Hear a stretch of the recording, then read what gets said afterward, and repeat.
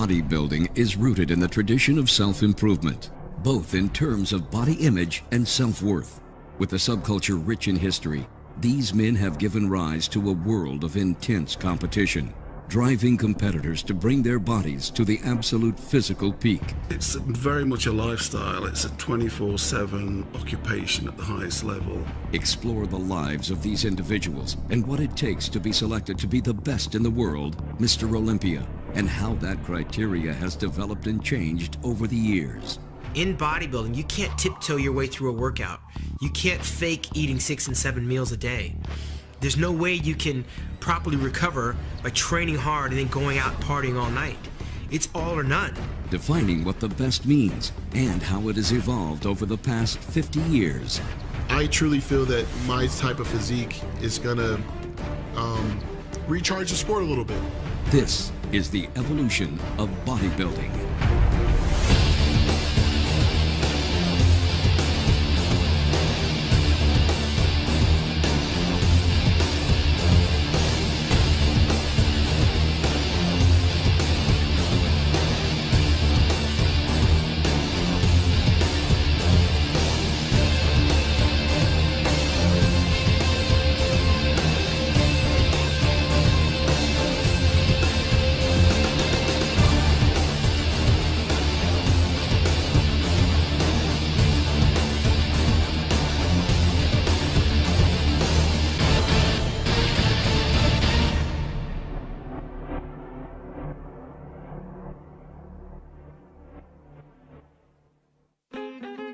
Before bodybuilding became a controlled sport, men of great strength were seen as curiosities rather than athletes.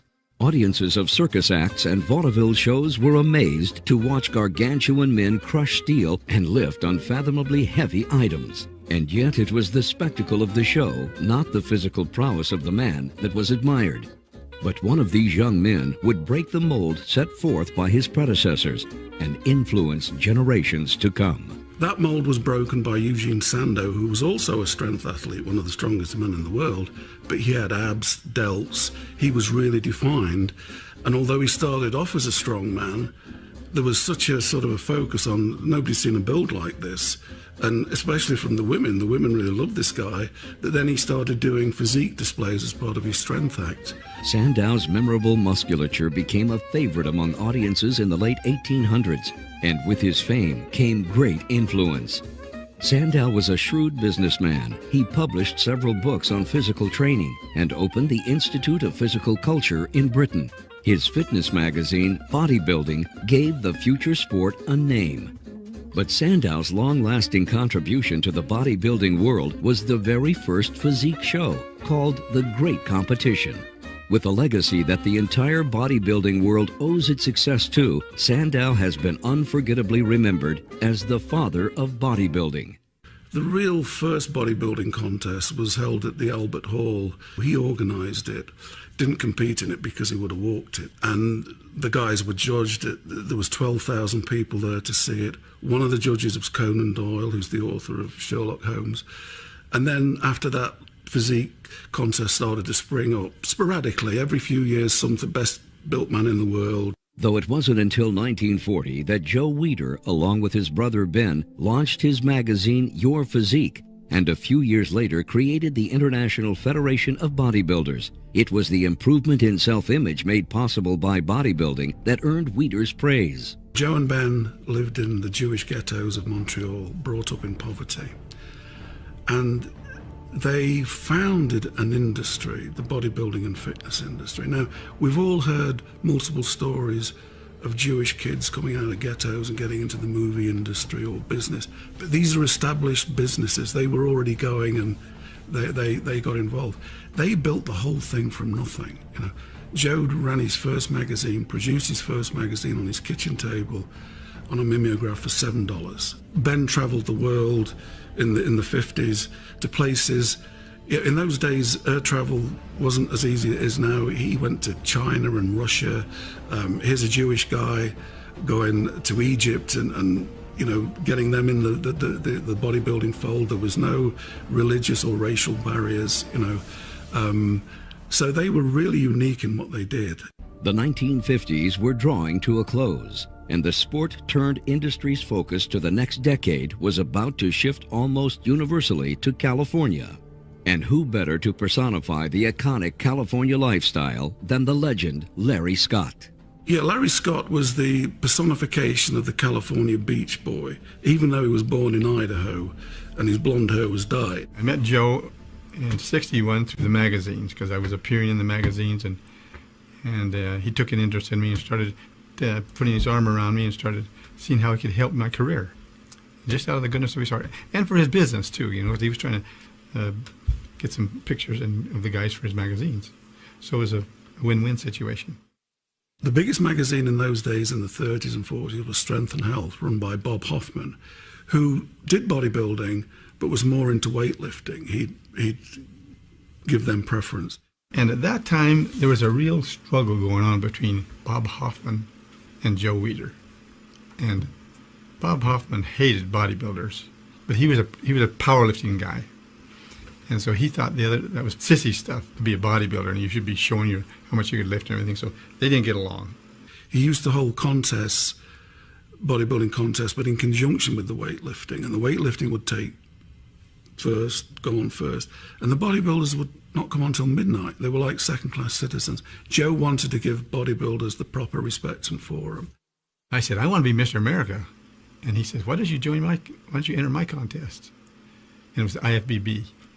And it was just starting, this the idea. And I thought, I didn't say it to him, but I thought, who wants to win IFBB? Who knows IFBB?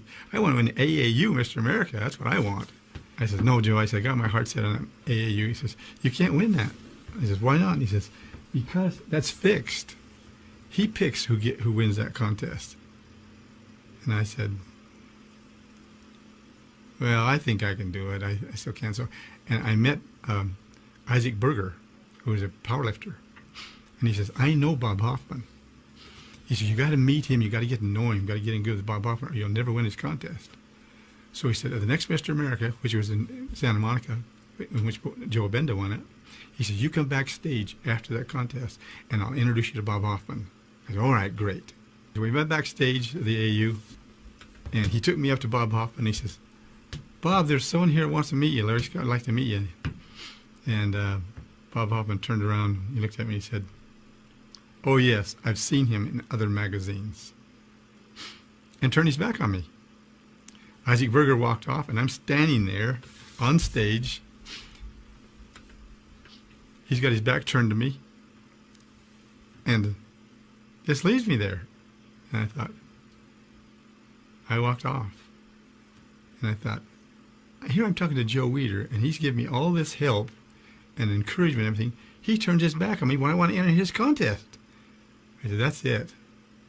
I'm done with AAU. Joe Weider, you know, he was a visionary, and he established the Mr. Olympia contest in 1965, and the reason he established it, there was two federations, and you could win Mr. America once, and that was it. You could win the IFBB Mr. Universe, but then there was nowhere for these guys to go. So he said, I want to create the ultimate bodybuilding competition, and he was having dinner with Larry Scott in 1964. We were sitting there having dinner, and we started talking about, and I had just won the Universe, and they said, we need to come up with a contest in which all the Mr. Universes can compete in. All the Mr. Americas, Mr. Universe can compete against one another to see who is the best in the world. I said, that's a great idea. Maybe we get Bill Pearl and these other guys that were my heroes to come in. I'd like to see how I would stand up next to them. And Joe says, look, we're going to get a new competition, and what are you going to call it, Larry said. And they were drinking Olympia beer. This is a true story. And Joe said, well, call it Mr. Olympia. Let's not call it that. That's a beer.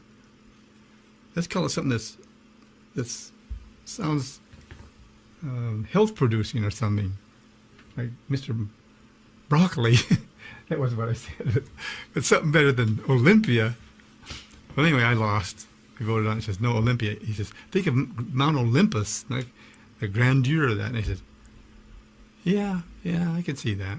And so we decided then there to call it Mr. Olympia. Now, if they'd have been drinking Schlitz Maltail, we'd have had Mr. Schlitz Maltail now, you know. Well, let's see. I won the first Mr. Olympia in 1965. and they provided a $1,000 gift. First time. I mean, you had to pay your own way to get to the show. You had to pay your own flights, everything. You had to have a job too, because nobody was paying for your supplements or anything like that. You had to have a job, so you worked, make the time to the gym, you go to school.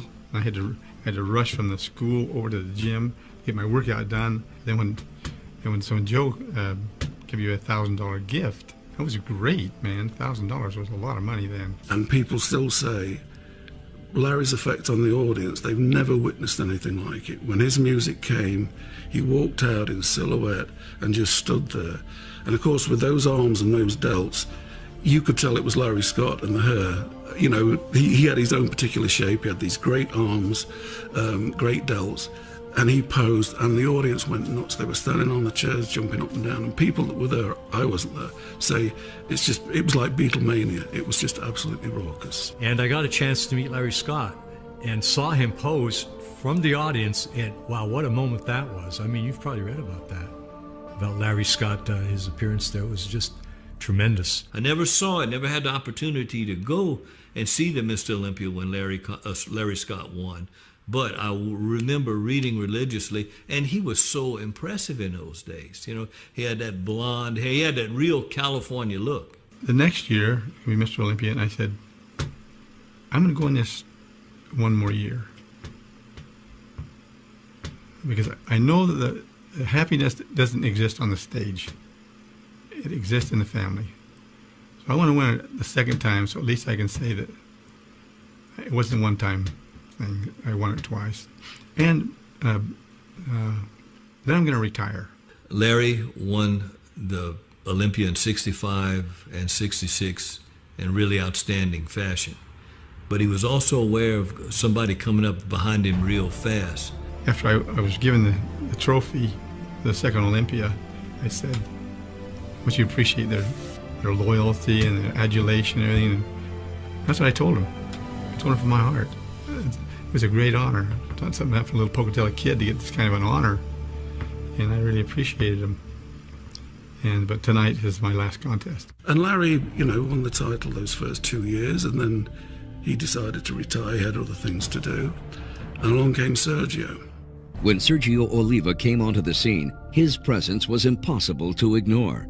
Blessed with an enormous amount of raw talent and driven by a true warrior spirit, Oliva ascended the ranks of his contemporaries with a grace that made him seem almost unreal. His nickname, The Myth, was well earned. Joe said, I got a fella here that I want you to meet. He's from Cuba. And he got a great body, and Joe was always bringing those kind of things just to spur you on. And so Sergio Oliva came walking back. He couldn't speak any English at all then. He spoke Spanish totally. But I looked at his body and I thought, I am never going to beat this guy. I'd already decided I was going to quit, but I thought, I'm glad I'm quitting because I know I'm not going to beat this guy. He's got natural blessings in his body, his proportions, his size, everything. It was just magnificent. I've never seen a bodybuilder like him. I first met Sergio Oliva outside Gold's Gym when it was on 2nd Street in Santa Monica. That was the second location. And I still can remember these arms coming out of a Hawaiian shirt with a split in it in order to give him enough room for these huge arms. Sergio is one of the most gifted genetic bodybuilders there ever was. This huge chest, huge arms, flaring thighs, tiny waist. But he was just this incredible display of genetics, and everybody was impressed. Nobody's ever not been impressed by Sergio Oliva. Now, I had the good fortune of meeting Sergio and becoming friends with him early on. We competed in the 1966 Junior Mr. America contest in San Jose. That was the first national contest I'd ever competed in. I was 19 at the time. And when I met Sergio, I had never seen anybody that genetically gifted. Still to this day, I haven't. I well remember this. Sergio only weighed 197 pounds that day, yet each one of his thighs measured 29 inches. His waist was only 27. He was so far advanced over the rest of us, Everybody else could have just posed their ass off, and Sergio could have stood there, and he walked away with the contest. And Sergio just rewrote the books in terms of, you know, round muscle bellies on the small joints. He had this small head that made everything else look massive. You know, it's an illusion. I'd been to a couple of universities and seen all the guys, Arnold, Draper, Park, you know, and impressed, you know. The first time Sergio walked out, I just went back in my seat. He ambled out. There was this, is this human? You know, it was like some sort of holograph that had been made out. The roundness of the muscles, the small waist, the size of his arms when he hit the poses. I've never shot back in my chair at anybody since. You know, it was just amazing. Though Sergio Oliva was in the best shape of his life in the early 70s, he was succeeded handily by Arnold. As one titan faded and a new one rose into the spotlight, it was the IFBB that was slowly on the rise as the 1960s came to a close. Well, yeah, along came the 70s, and you know, the culture of the country and the world was changing rapidly with, you know, pop music and everything. The Vietnam War was in full force, which then became such a political issue here in the States. And at that time, you know, when all sorts of wild things were happening, along came Arnold Schwarzenegger. Sending a letter to Arnold. Arnold called me back, said, "Joe, I don't have any money. I can't buy a ticket on the plane. I have nothing." All he had was his briefcase, you know, with his workout suit and shoes, nothing else. So along came Arnold, who was a blueprint for what you wanted in a bodybuilder, what Joe Weider wanted. You know, he wanted the best bodybuilder in the world to have charisma, a PR brain, a sense of humor, somebody who could connect with an audience. You could have almost written it and said, let's get this guy. I told him, I don't want to go home, I want to stay here. I'm near Los Angeles, and movies and everything. That's what I want to be. I said, okay, I'll pay you for your ticket to the plane. And I had a little business there in Florida, and he went to work, and he worked. He wanted to go to school, college school. I gave him money, gave him everything he wanted. And of course, his nemesis was Sergio Oliva. And he competed one-to-one against Sergio several times, in which a lot of people think Sergio maybe should have won. Just maybe. The problem with Sergio is that he was dealing with Arnold, who is just the smartest bodybuilder on stage ever.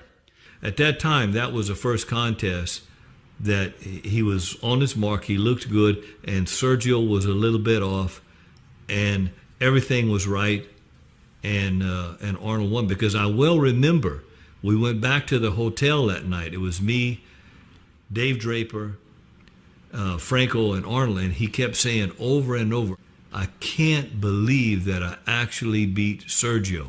That blew his mind that he actually had toppled Sergio, and then of course a few weeks later he was able to beat him again at the Mr. Olympia. And it was really his decision.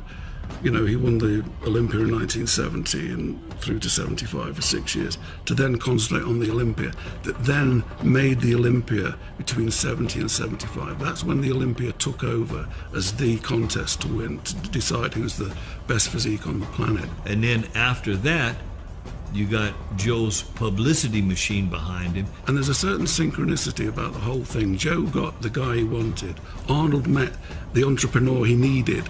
They both knew how to promote, you know, the sport as a business and make it, you know, more accessible to the public. The Olympia was established. Arnold started to train in Gold's Gym. So he had this synchronicity of, you know, the world's best bodybuilders, Zane, Draper, Franco, all in the same gym. You can't be thinking about yourself. You cannot be worried about what's going on with you. You have to go, okay, I'm ready. I've done everything I can do. Now what's going on around me that I can take advantage of? And nobody was ever better at that than Arnold Schwarzenegger. Coming off of wins in 1973 for Mr. America and the IFBB Mr. Universe, Lou Ferrigno continued his winning streak in the following year's IFBB Mr. Universe and the Mr. International. That same year, he entered the first Mr. Olympia, taking second. But it was in 1975 that Ferrigno's fortunes began to take an unprecedented turn. 1974 was my first competition in Mr. Olympia because I was currently the Mr. Universe twice. I won the IBB Mr. America. And I knew I was competing against Arnold because he was my idol. I really wanted to beat him. I was only 21, he was 26. But I remember we competed together, even though he's much more superior. I only trained 3 months. I found out later on he trained a whole year for the competition. But I was on the same stage with him. In a matter of just a few years, I went from a kid who came 23rd place right on stage with the greatest Schwarzenegger. And I remember when I was on that stage with him, I said, this is such a big leap. No matter what happened in the competition, people are always going to look up to him and I. And it was incredible because it gave me the sense and the motivation to go push even harder, to train even harder. Guys like Arnold and I back 30, 40 years ago, most of the big guys would go into pro football. But Arnold and I were like the two biggest guys in bodybuilding. So when Pumping Iron came out, the public embraced us. It affected everyone. Like Franco, everybody got a lot of fame. But mostly I, because they were like the giants of bodybuilding. And Arnold always felt that eventually I was going to surpass him. He always said to me, if I had your body, no one would beat me for 15 years. So basically, the beauty about the two of us is that we got involved going the mainstream, go with the film. Like I did the Hulk, he did Terminator. So it made us the household name. And it helped everyone out. With Schwarzenegger and Ferrigno both moving on in the wake of their newfound fame, the competitive stage had opened up once again. 1976 began with the birth of one of the sport's greatest rivalries, Frank Zane and Franco Columbu. Well, that year was going to be me, Franco, and I think Robbie Robertson, a couple other people. I really wanted to win that year because I trained the whole year. But doing the Hulk, it changed and made me so well known because if I walk down the street, everybody knows me. Nobody knows who Franco is. So I made that decision. That's why I came back to competition, because I wanted to stay in the game. But I could not pass the Hulk up because I was the Hulk my whole life. It's a wonderful opportunity. Unfortunately, it had to happen before I was able to compete. The bodybuilding has always been a progression. The prize money gradually crept up. In '76, I think the total prize money that Franco won was $5,000. Frank Zane and Franco never got on. Even to this day, if you talk to them, Franco particularly will tell you he beat Zane 20 times. Well, he never did. You know, Zane won more than Franco, but they were polar opposites in personality and physique. You know, Franco had a great back, striations, so he won more on, you know, that impact. Zane was like a walking statue. You know, he practices posing to perfection. You know, there's every pose was thought out so that the waist would be kept slender, the leg would be splayed out to show the quadriceps and calves and everything. I think I was much more meticulous than anybody else that competed at that time, and probably even now, because that was my background. I was trained in the sciences. I was prepared to teach chemistry. And so because of that, my exposure to chemistry and my analytical approach to everything with the journals and looking at things and correlating results with what I'm doing to achieve those results, I got nicknamed the chemist. Frank basically was very dominant in the late 70s, you know, 77, 78, 79. He had the type of physique that was very acceptable to the average guy. And I don't mean in any kind of negative, but the average guy could say, hey, if I trained hard, I could probably look close to that. And, you know, I basically had a goal. I wanted to make the most of my physique and go to the top, win Mr. Olympia, and however long it took. You know, 1977 was already my, what was it? The years I competed, 72, 74, 75. It was my 5th try for Olympia in 77. So 5, 6, and 7 were the magic years for me, 77, 78, 79.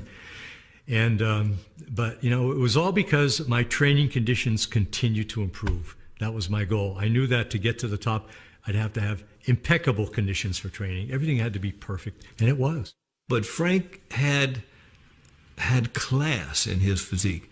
In 1977, winning the Olympia meant a cash prize of $5,000, and the trophy which I got to learn later was the first year they gave out the Sandow Trophy. And so I'm the recipient of that, but I didn't know it at the time. And then, winning it 2 more years after that, the prize money went up. It doubled each year.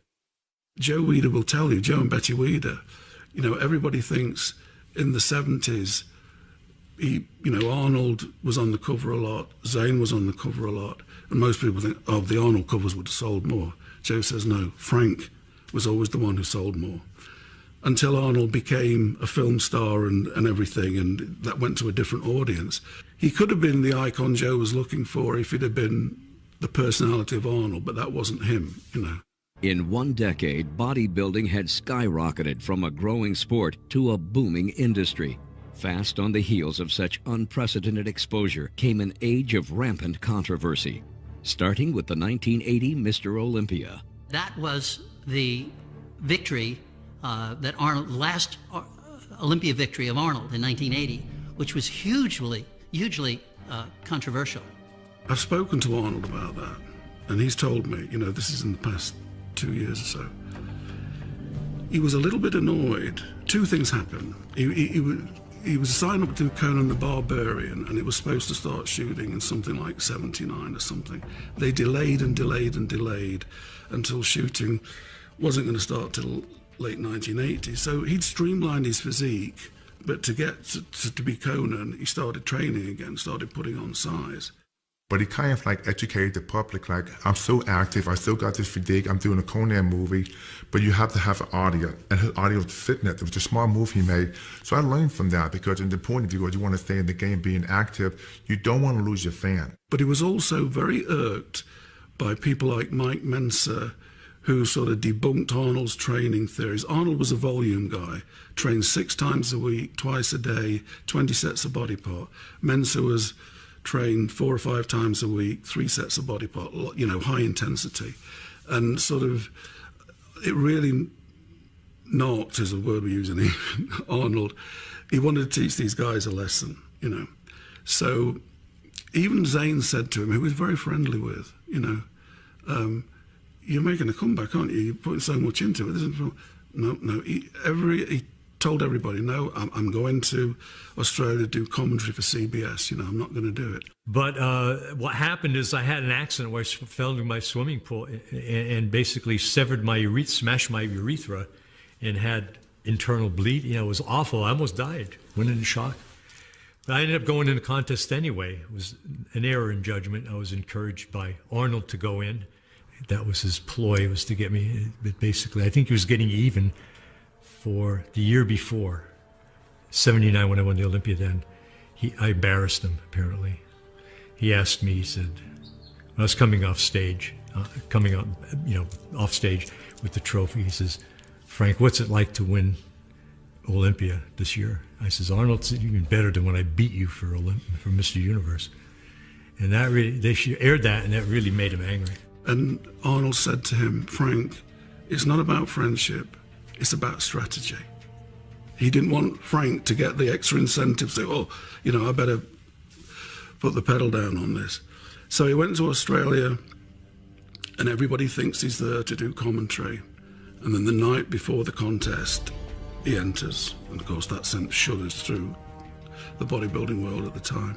He went to the competitors' meeting, and this riled a few people up. Samir Binu said something, and Arnold argued with him. And the comment was made about Menser said something, and Arnold said something about Menser's waist hanging out last year, and that's why he didn't win, because his waist is hanging out all the time. And at that, Menser attacked him. He jumped Arnold. And some people pulled him off. Bill Pearl was one of them. And that was it, It was hotheads going at it.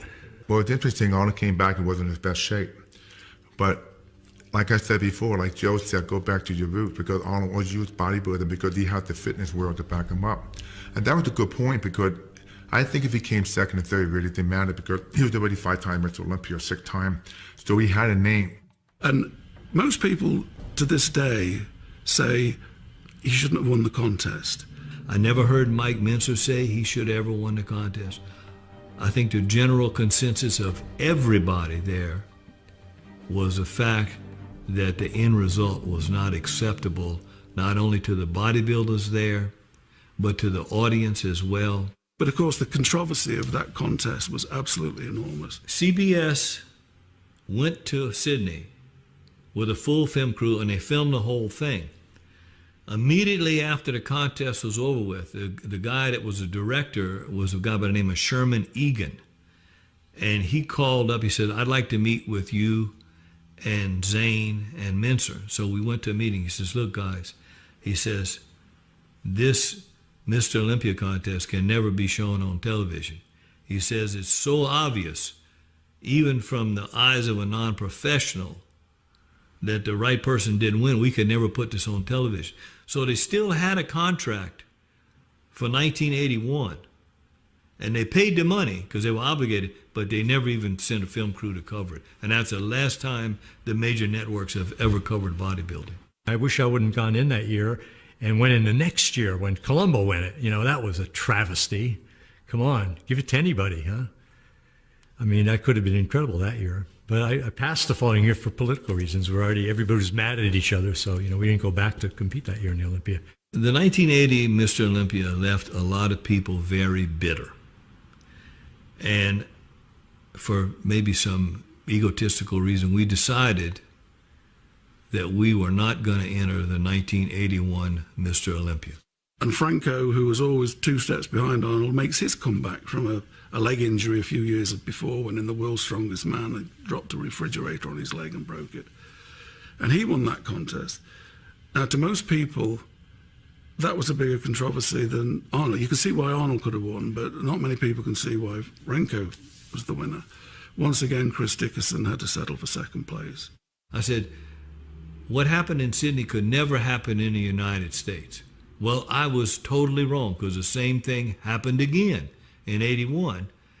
But people only choose to remember 1980. You'd have to go back and really, because I didn't go to the contest, I kept my word, but you'd have to ask people like Danny Padilla, Chris Dickerson, Roy Callender, Tom Platz, how they felt about it, because they must have really been discouraged after repeating the same thing the year before. The dust gradually settled. 1982 saw Chris Dickerson become the first African American to win the Mr. Olympia after more than a decade of competing. The following year, Samir Banu, the Lion of Lebanon, claimed his Mr. Olympia victory. 1983 in Munich, Samir Banu, who'd always got tremendous shape, massive arms, great back, but always held water. In 82, in my opinion, he was fourth. He could have won because he'd got rid of the water. He'd learned how to get the water out of his system. I mean, at the very least, I felt that the show was between me and Chris Dickerson. 82, I went to London bigger than ever for the Olympia, and Dickerson won. I was a little bit too big, maybe. My feeling is first or second would have been much fairer than coming in fourth. So, yeah, I made up my mind that since I peaked properly for the 82, I decided to go to Germany for the 1983. Miss Olympia was held in Munich. I left early, 6 weeks prior to the show. I did my homework. I even was more focused because I want this thing so bad, you know. So here I'm preparing for the first go round, man, and I peaked at 243 pounds. I entered the show at 233 pounds, the same weight I won the IFBB World Championship. So what happened to the 10 pounds? What happened? Yeah, I put myself through, a tough preparation, and good enough, we managed to win it. We got it done. He came out and he had a Christmas tree back that like nobody had ever seen before, massive arms, and he won the contest. I went into that show, I placed third. You know, Samir won it that year, and I think Muhammad Makawi took second. I took third, Frank Zane took fourth. And already I could see the tide turning, you know, as Lee Haney placing third ahead of me and Samir winning it, you know. I figured, well, this is it. I got to retire sometime, you know, now is it. I'm in great shape. I'm going out looking my best, so that was the last show. I think being Mr. Olympia for Samir, he had to travel a lot of He wasn't as prepared for 1984 as he was the previous year. And I don't think anybody was prepared for Lee Haney. Lee Haney came along with a combination of size and good aesthetics. There was nothing blocky about Lee. He had a great shape. And part of that, by the way, is because I always describe him as a guy with mastodon muscles but not mastodon bones. Haney got into bodybuilding because he broke his leg twice playing high school football. That is, he had this massive muscle structure, but his bones and joints were smaller. That's how come he got the taper. Because I knew when I peaked at 243, with symmetry, balance, with the look of Robbie, with the look of Arnold, and a posing routine like a Frank Zane, but with the movement of Frank Zane or Ed Corney, then that was a winning combination. So that's what I worked upon achieving in 1984. And as I prepared for that competition, I prepared like never before. Lee Haney took notice to me because he saw that I trained so hard. And Lee Haney came up to me, he goes, hey, I'm getting ready to go into the Olympia. Would you like to train with me? He was the most intense guy that I've ever trained with. I mean, intense in every sense of the word. Rich would leave it all in the gym when he trained. I mean, foaming at the mouth, drooling the whole 9 yards. That's how Rich was. And then what was even better is then I went with Lee Haney into New York for his first Mr. Olympia win, and he won that show. And it was just one of the greatest experiences. I turned pro, and my good friend ended up winning Mr. Olympia. All of that came together at that 1984 Mr. Olympia. When they raised my arms in victory, man, I felt I was on top of the world then. And I knelt down on stage, and I thank God for what he had done and what he had allowed me to do. I'm this 21-year-old cocky kid thinking, man, I could go right into the Mr. Olympia, and win the show. And I still knew there was Lee Haney, this Lee Haney who's just at that time was a freak, real wide clavicle, little waist, huge back, thick chest. Rich Gaspari, he was responsible for a certain evolution of bodybuilding until he came along as a pro, made his pro debut in 85, his Olympia debut in 85, and got third. He was 22 years old. And now I'm this kid, 22 years old, coming in third place, and I was like a bit disappointed, and people are like, what are you, crazy? You're 22 years old, your first Mr. Olympia, you come in third place in that show. So I was like, wow, this is easy. I'm just going to do it again, and I'm going to win the next year. And it just never came out that way. Nobody ever seen that hardness, vascularity, and the ripped glutes. This was a new thing. I brought something different to the sport that no one else had at that time, and that was striated glutes. I was known for my butt, for being the hardest bodybuilder at that time. So I set this standard in the sport, and then going into the Mr. Olympia, I became one of the favorites now. It's amazing. Each year brought about something different or another different turn in my life because, as you know, I was a father as I trained for the Mr. Olympia competitions. And then there was all talk in the magazines that Rich is favorite to win, Rich can beat Lee Haney.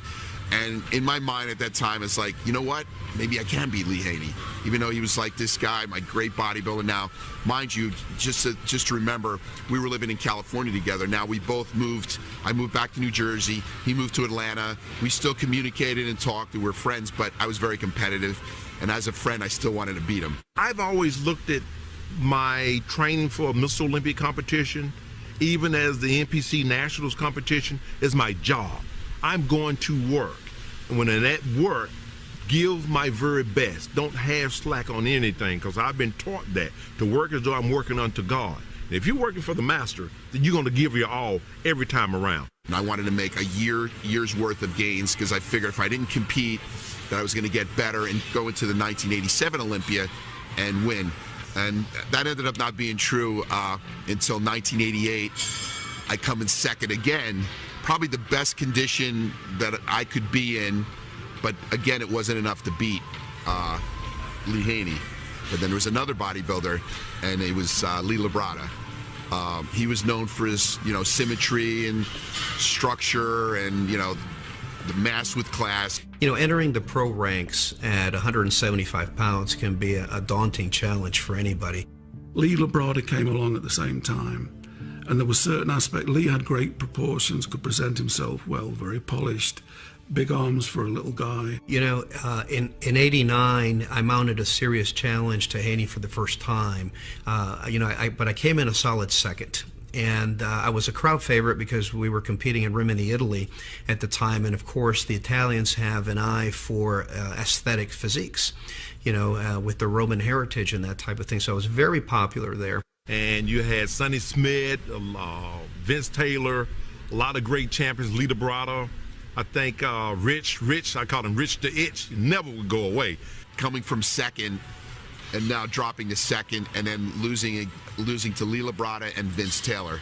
And Lee Haney again won the show. And I geared up for 1990, and I thought that was going to be my year because that was the year that they had the drug testing, and I knew that that with, you know, my natural genetics and the like, that I would be able to put on a very strong showing.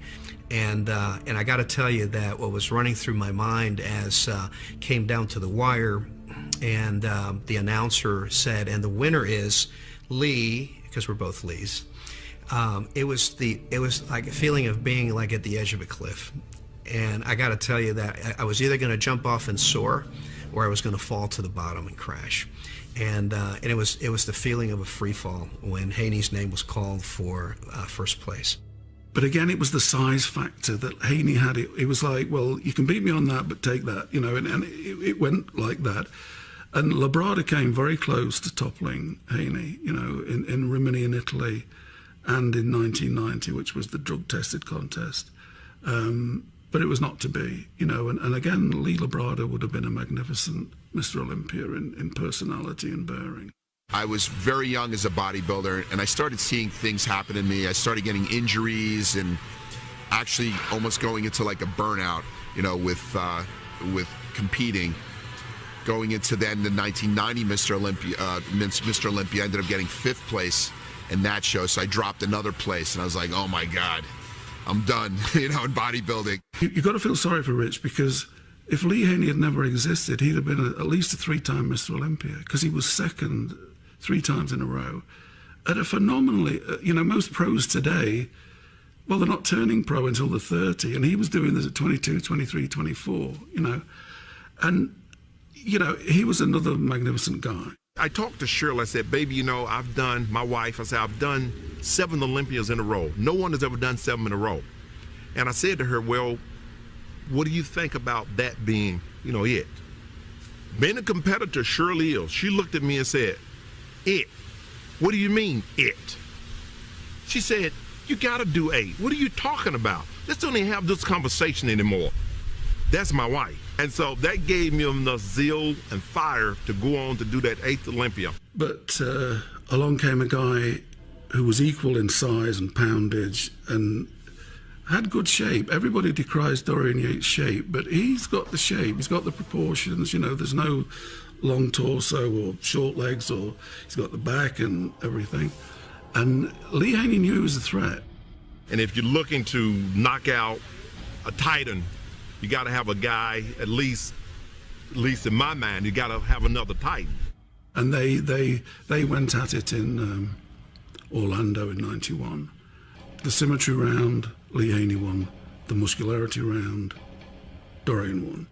I don't know if it's the first time, I haven't seen it since, where there's just a 2-man pose down. It was Dorian Yates and Lee Haney, and I was the first guy to go on stage to have the stature and the body weight to stand next to Lee Haney.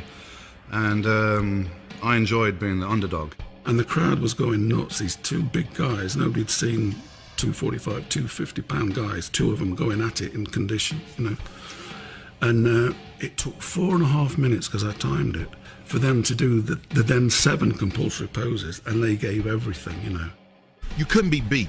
That was my mindset. That's what I worked on my entire career.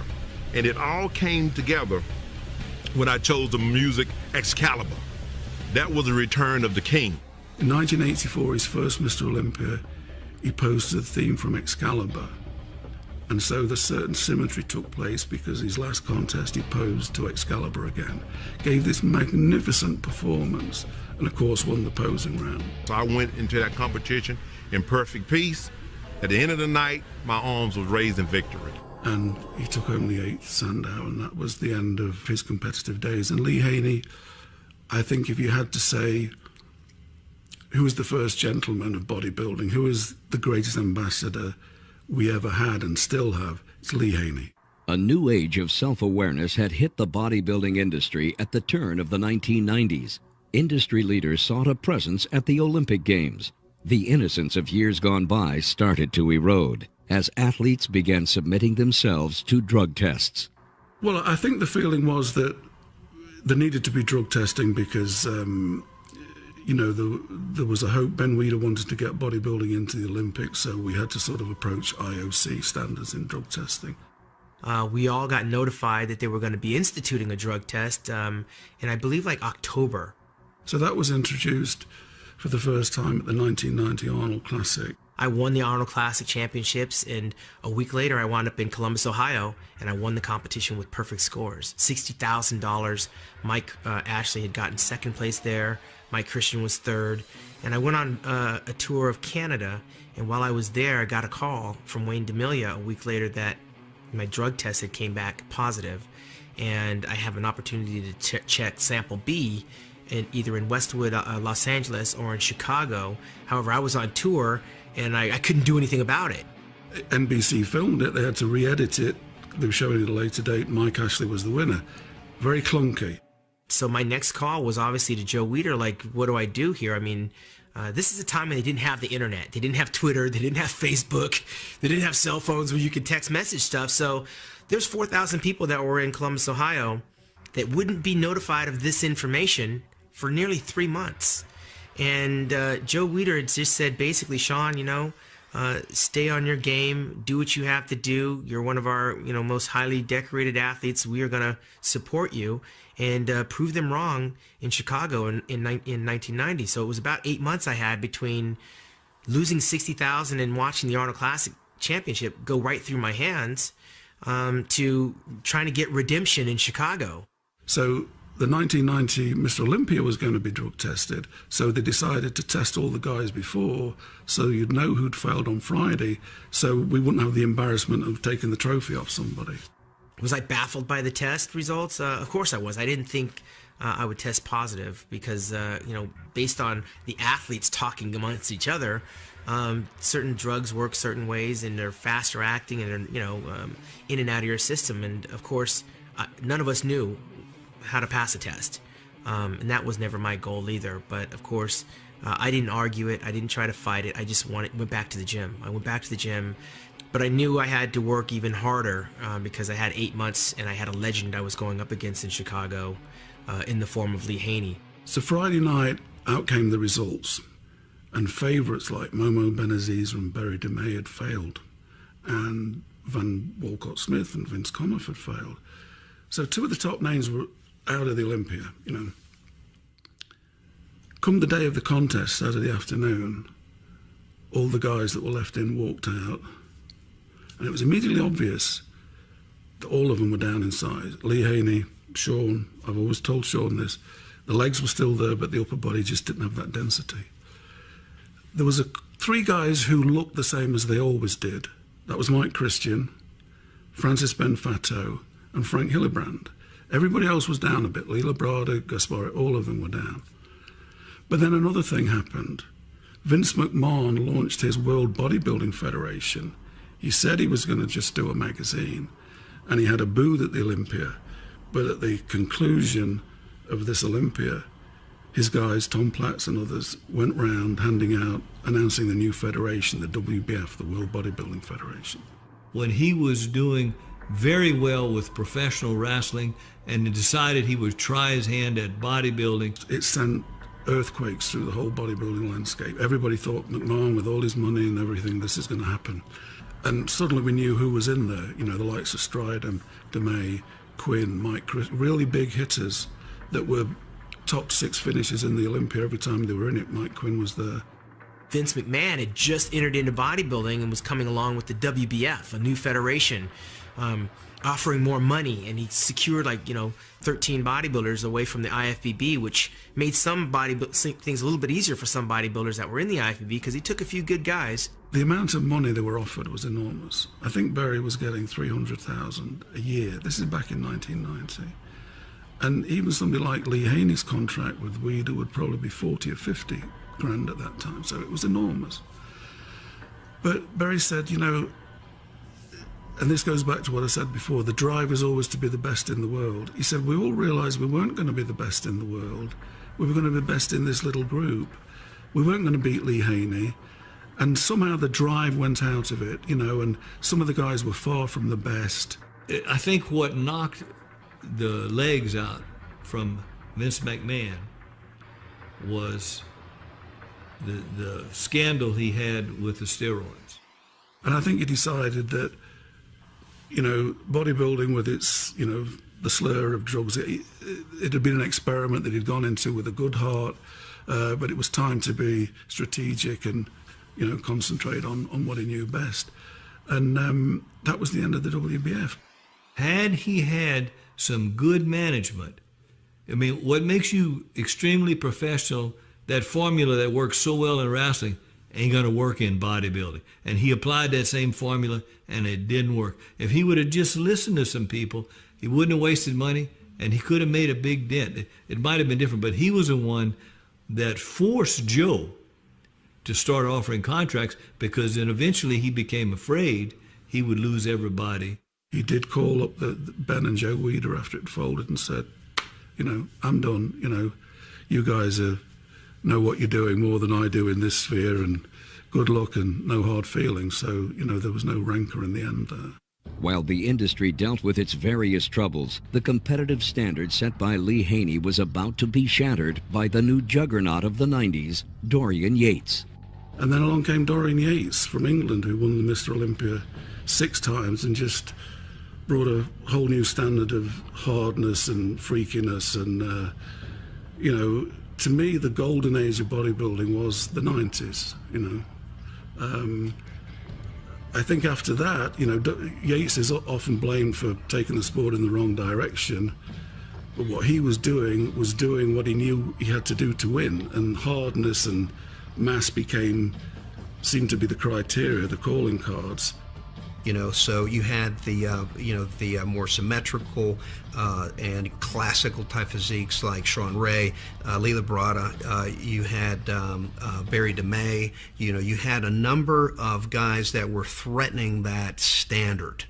Okay, but that was squelched. Again, we were at a crossroads, and the crossroads went the other way. Again, back to the past, to the large bodybuilder in the incarnation of Dorian Yates this time, and it has never looked back. You know what? If I can get past Labrada, Haney doesn't have much longer to go. I could potentially become Mr. Olympia, and it became very real to me in 1990, getting third in that Olympia, that I would one day become Mr. Olympia, because there's no way Lee Haney can last that much longer.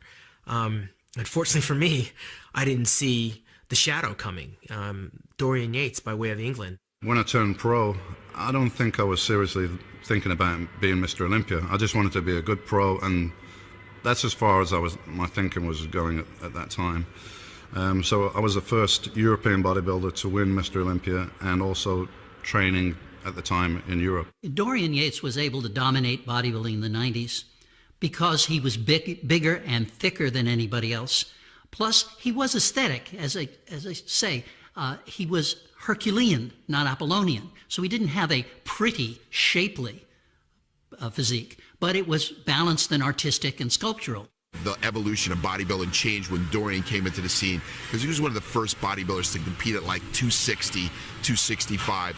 So he set this freakiness to the sport. Well, in 1992, of course, Dorian Yates won his first Mr. Olympia in Helsinki, Finland. Mr. Olympia was wide open that year. I'll never forget it. It was wide open in 1992. Ferrigno was coming back, and he was competing over 300 pounds. Part of me said, what am I doing here? I'm standing here competing. Am I out of my mind? I'm 42 years old. These guys like Sean Ray, these guys like, Milo Savage and everything, they're like in their 20s. But then I realized that I got a lot of work to do because after coming back for 17 years, you need a couple of years training under your belt. And I got a lot to learn because the hardest thing for me was the posing. All you guys are standing there with the ab tense and relaxed. I was basically just standing like in the 70s, kind of like semi-relaxed. And people kept yelling in the audience, pose, pose, tense. And it was very foreign to me, but I knew I had a lot of work to do. To be honest, it was a little bit hard for me that year because I didn't have any one person to focus on. I got to beat this guy. You know, there was a whole bunch of guys that could have possibly won the title. So it was a little bit hard. And also it's a barrier to get over. Could it really be me? Could I be the best in the world at my chosen sport?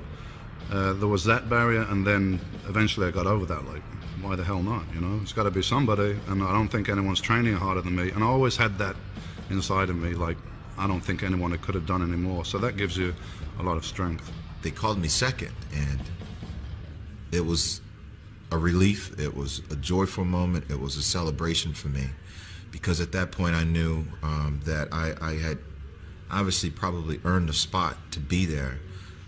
Never really questioned myself if I should be there or not, but I knew at that point I have a responsibility to do, and that was to move forward and to be better. I went on to have to watch the big side phrases like gargantuan and mass monsters was being ushered in. Paul Dillette came onto the scene. Achim Albrecht was coming into the fray. Jean-Pierre Fuchs. All these big 6-foot bodybuilders were coming in, making a big impact on the industry. And this is where I think bodybuilding started to change. 93 was a great year where I made a leap forward in physique development and body weight on stage. Nobody'd seen before. That was great. Dorian Yates showed up in 93, a transformed bodybuilder that was unbeatable. Dorian was taking bodybuilding to a whole new level of, impression. I mean, people were just getting overwhelmed with this size.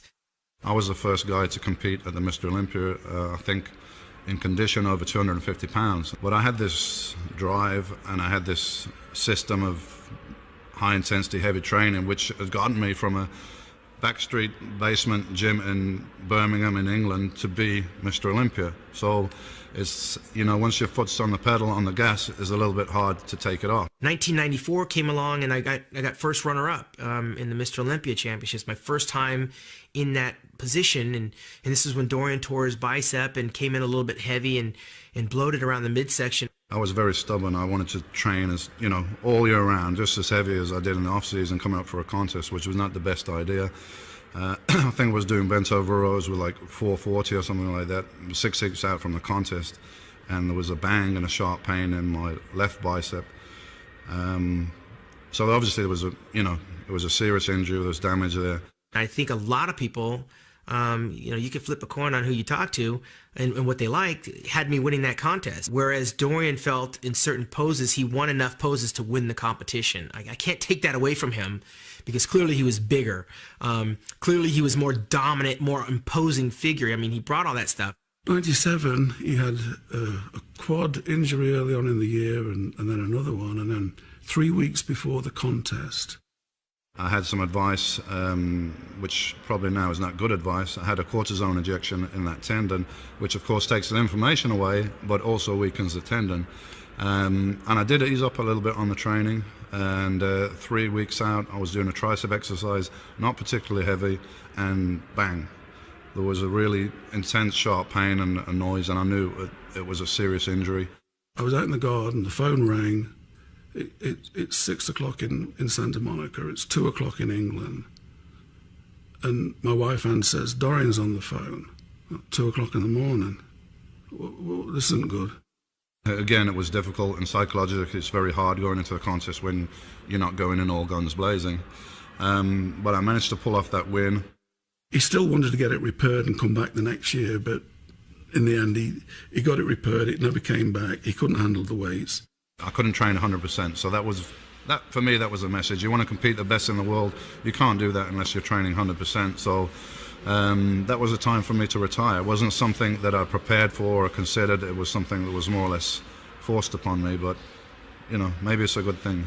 And he pushed his body to the point where he tore it apart over several years. At the end of his career, he just had all kinds of damage to his body because you cannot push yourself that hard and not have the body give way. But in the meantime, he was able to get a level of development and a thickness and a hardness that the other guys couldn't get. And, you know, that was his reign over. You know, he'd won 6. I got to say the 90s is probably the most competitive period in bodybuilding as far as the depth of quality of physique and talent that were there. You got 6 or 7 guys there that are very, very close competitively, that could interchange at any point depending on what condition the guys came in. So I would say definitely that was the most intense period. So whether I won 3, 4, 5, 6 Mr. Olympias, it would still be a great achievement with the people I were competing against. When Yates gracefully retired in 1997, the torch was passed to another born champion who changed bodybuilding for good, Ronnie Coleman. Today I go to the gym, and Brian Dobson is the owner. He's like, man, he sees me come in, he's like, man, you compete? I'm like, no. He said, you ever competed? I'm like, no. Like, pretty big, you probably need to compete. You could probably be world champion one day. And as soon as he said that, first thing out of my mouth was, no thank you. Now, I'm not into bodybuilding. I haven't even picked up a bodybuilding magazine. I don't know nothing about what's going on in that sport. I'm very unconcerned. It's just like something foreign to me. No, you know, you been asking me that every day I come in, every day I come in here, and every day I tell you no, so I'm still gonna have to, you know, decline the offer. He's like, man, I'm telling you, you need to do this. He's like, I tell you what, he said, there's a contest coming up in about 3-4 months. He's like, if you compete in this show, I give you a free membership to the gym. And remember, I'm struggling, so anytime somebody offers you something free at a time like that, you're like, okay, what I got to do? Nobody's had a slower climb up the ladder, you know. Made his pro debut in '92 at the Olympia, didn't finish in the top 15, was a journeyman pro, in and out, in and out. And I can remember it like it was yesterday, because I remember I was backstage pumping up, and I look over, and then Sean Ray's over there. He's doing push-ups on the wall, and the first thing I see is this big old chest sticking out while all these striations and stuff are going. I'm like, man, I'm in the wrong sport. I placed dead last in that show. 98 became his breakthrough year in a big way. At the end of 97, there was 7 Grand Prix in Europe, and Kevin Levrone won the first 6.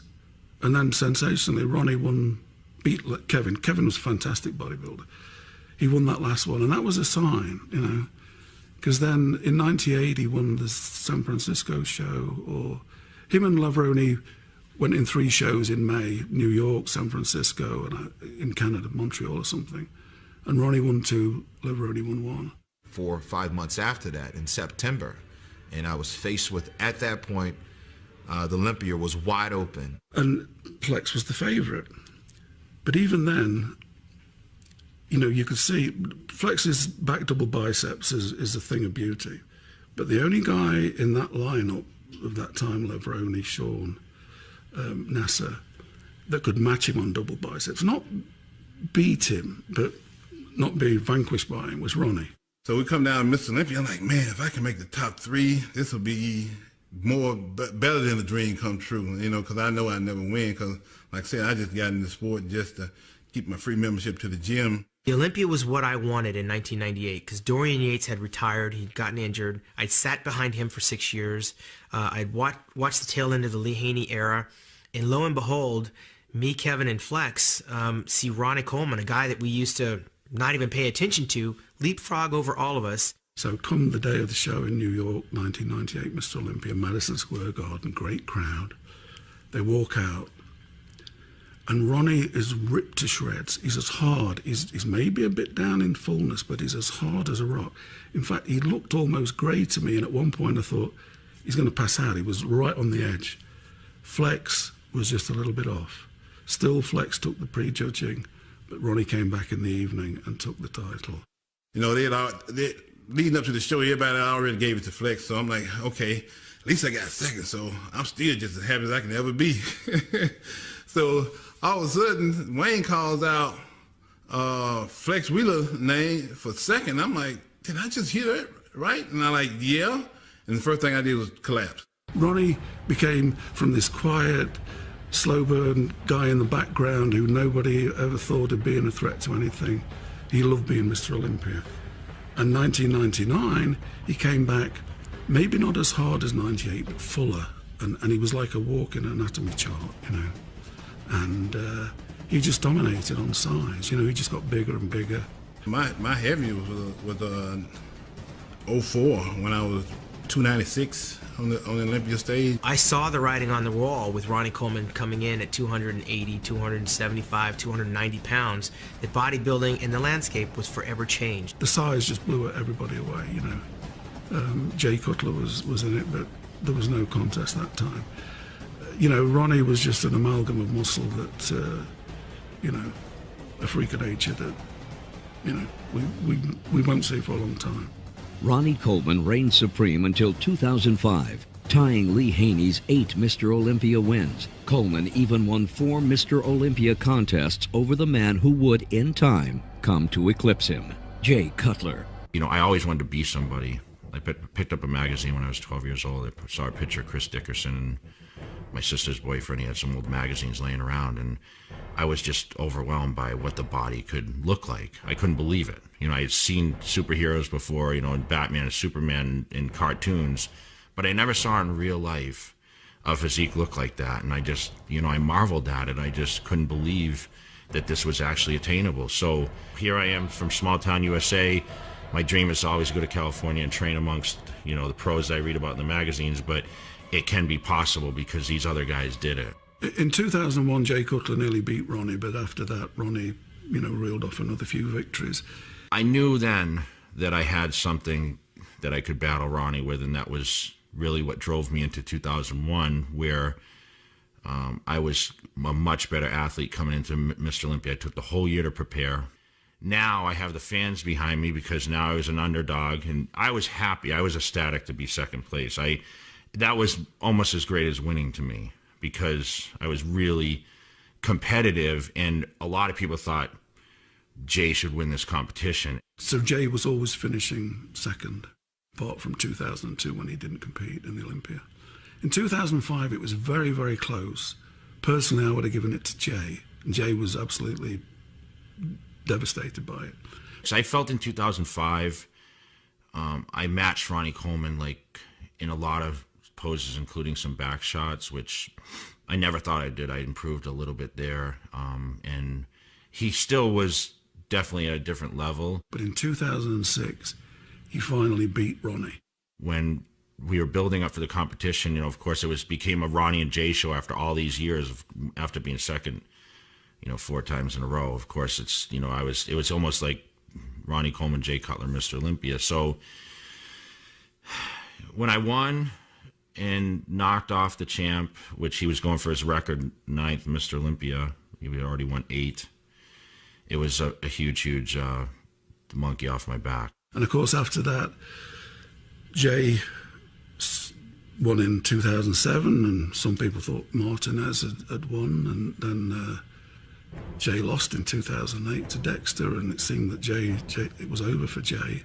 Going back and looking at Jay from the previous years, you know, each year he was getting, you know, he wasn't getting much better than he was the previous year, so he was getting worse and worse. I said, well, you know, I think I can beat Jay. You know, so my trainer at the time, Joe McNeil, and I, we put our heads together, came up with a game plan, man, and we went into the Olympia, you know, full steam ahead. I just knew I could beat him that show. I knew it wasn't going to be on because he's trying to play, you know, after me winning the Arnold and all that stuff, it was the battle between me and Jay. So I knew he was going to try and play my game. So that's how I beat him in the GNC show of strength, because he tried to play my game and tried to get shredded and come down, and he lost a lot of weight and tried to get just as hard as me.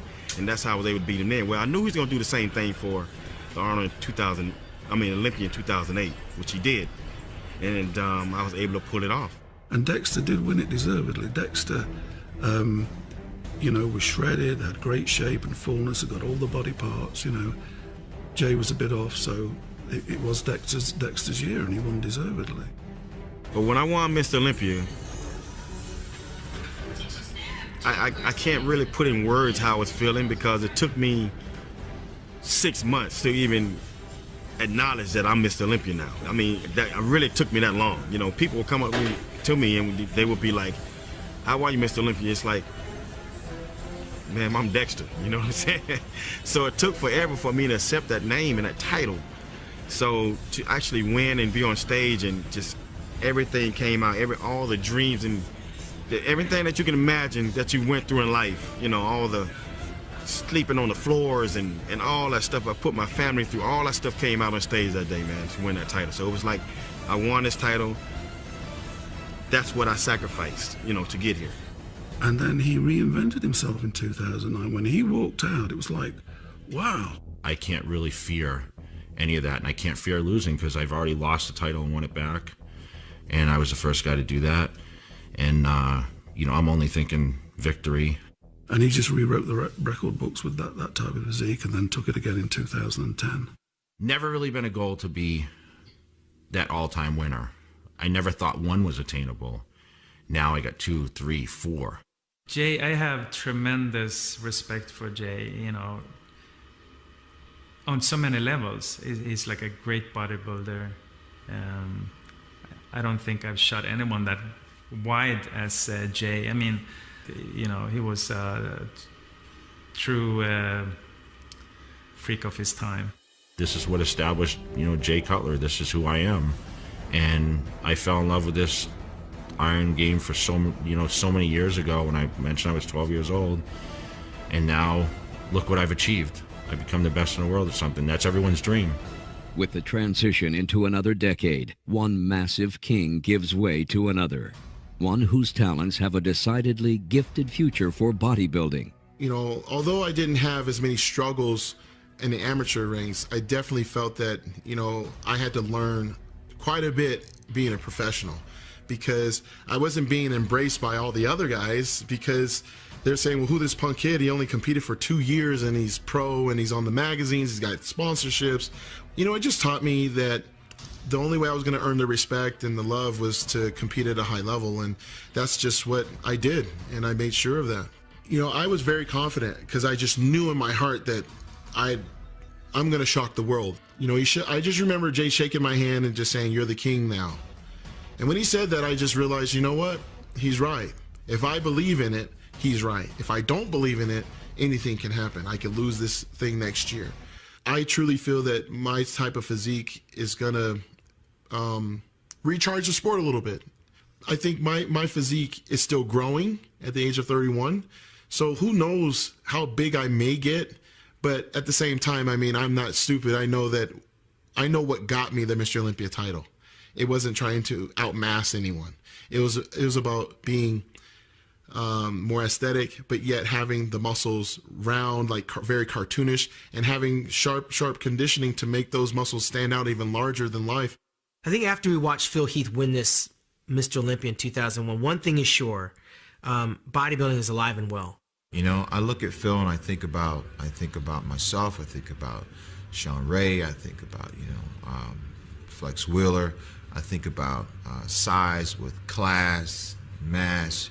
Sean used to say that all the time. You know, I think about Lee Labrada. I think about, you know, Gaspare, the cuts. You know, everything. He ties it all in together. I think today, where we are right now, you know, he's certainly a good champion for the sport. Phil brings a different type of flavor, one that sort of takes a little step back from the monstrous physique to more balanced size and symmetry, which that's where I'm from, so that's what I like. And I'm happy Phil Heath won because to me he has a beautiful body. It's aesthetic, and I hate to see the sport get to a point that we're sacrificing symmetry. In the course of just over a century, what was once a sideshow attraction had developed into a new way of life for millions around the world. Men who brought discipline, scientific expertise, and unrelenting dedication have inspired each successive generation to studiously build upon their achievements. Bodybuilding as a sport has as much to offer its competitors in return as they are willing to dedicate of themselves. Like the training regimes, business practices, and the athletes, bodybuilding will always be changing. It will never cease to evolve. A lot of sports have evolved. You know, we use the term evolution here. What I described before, going from Eugene Sandow to, Yates and guys who came after. That was evolution. But evolution usually means, you know, a process of improvement. And I'm not sure, in many ways, I think the evolution of bodybuilding has peaked with the 90s, and we're not going forward with creating the perfect human specimen. I think the guys now are generally bigger, but the conditioning is not as keen as it was in the 90s. So yes, the bodybuilders are bigger. Are they better? Not necessarily, I don't think. You're talking about 18 almost consecutive wins, you know, almost 2 decades of champions, Olympian champions that were freaks, you know. And it seemed that the fans liked the freaks, you know, they liked the, you know, even to this very day, you know, the freaks sell, you know, Dorian sells, Ronnie sells, Jay sells. So over that 20-year period, could it have been different? Possibly. Just think, Sean, if you won Mr. Olympia, or Kevin won Mr. Olympia, or Flex won Mr. Olympia, how things may have changed, the tide. It's more of a freak factor nowadays. And I think the whole society is changing towards that. How photography is today, if you're looking at any bodybuilding magazine, and it's a natural evolution with how the physique looks today. It's all about shooting big weights, you know, huge muscles, using like wide angles used to enhance it. So I shoot differently. Before I could use like a telephoto lens, you know, to shoot everything, because it makes everything in proportion, like the eye sees it, or a little bit more compressed maybe. And now you know, we use a lot of wide angle lenses used to make an arm look super big, because that's what the latest fashion is somehow. The youngsters that are getting into this sport look at the magazines, they look at the bodybuilders that are at the top now, and they realize that to get there, they're going to have to do things that they don't want to do. I look at where it is now, it is a little bit different from my eyes. You know, golly, man, I like a 63 Chevy. You know, I got a 74 Corvette. I think I'm cool. But, you know, things change. I hear all the time people complaining that the bodybuilders are too big. And I don't think they're too big at all. I think they're just heavyweights or super heavyweights. The problem is that the smaller bodybuilders just don't get enough recognition because there aren't weight divisions in the pros. There are in the amateurs. Bodybuilding is not supposed to be about mass. It is supposed to be about sculptural perfection. And if you have a guy who's 5'9", 225 pounds, absolutely perfect, he shouldn't be standing next to somebody who's 295 pounds, any more than the middleweight boxer should be forced to fight the heavyweight boxer. Weight divisions restore the aesthetic quality to bodybuilding. It's hard to say if we're heading in the right direction. It's just the evolution. It's going to get there anyway. I think the evolution of bodybuilding is along several lines. I think it's evolution in some sense, like nutritional supplements and awareness and what's available and what's known about it now. The science of longevity, that as well. Equipment design and the quality of equipment, and just what's known about training methods and all the stuff. There's more tools available now than ever before. I think that pro bodybuilding is going to come back to a state where the physiques are more attractive from a classical sense. You know, I think that we're going to come full circle. I always feel that bodybuilding is going to be there. I'm not sure if bodybuilders are going to get to the 300-pound mark. They probably will. And they're probably going to have bigger prize monies, but it's still going to be kind of like this different type of cultish kind of sport. But I still think it's always going to be there for the future. I just loved what was happening. I felt proud that I was doing something worthwhile, but I couldn't afford to make a single mistake. Where we are here today in the evolution, I think it's bodybuilding is positioned right now the strongest that it's ever been in the history.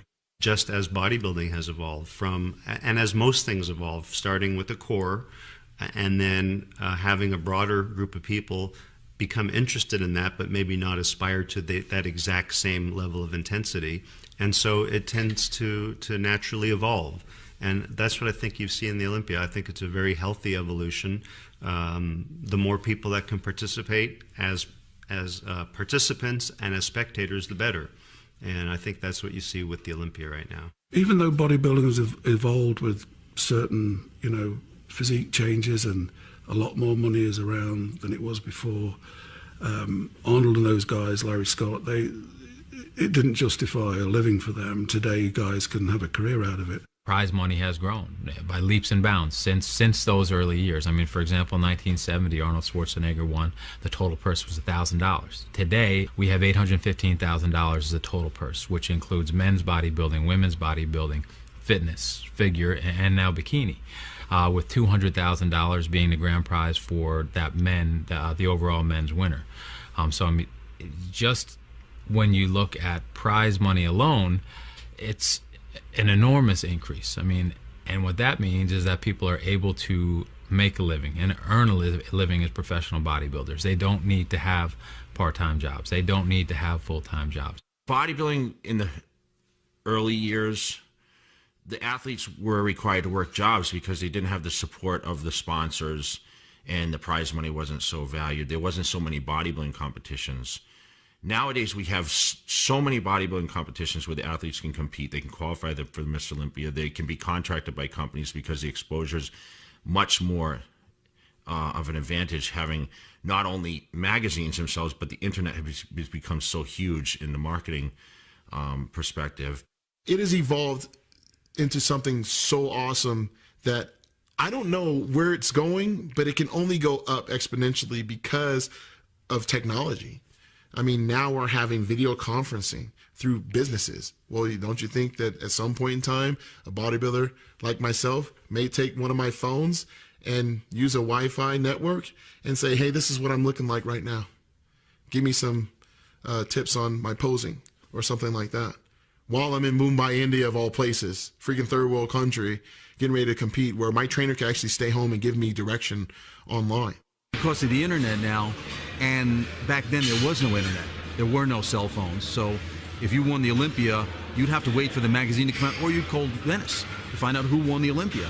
Well, now because of the internet, you see that faster. So I think because of that internet access now, you can train anywhere. The advancements of technology now, you're going to see the Mr. Olympia that Joe Weider created on the television. You're going to be able to get it on every mobile device that's made now. As a matter of fact, we're already making it possible to see it on your iPhone, Android, BlackBerry, things like this. But the real connection of what people want to do is watch it on the television.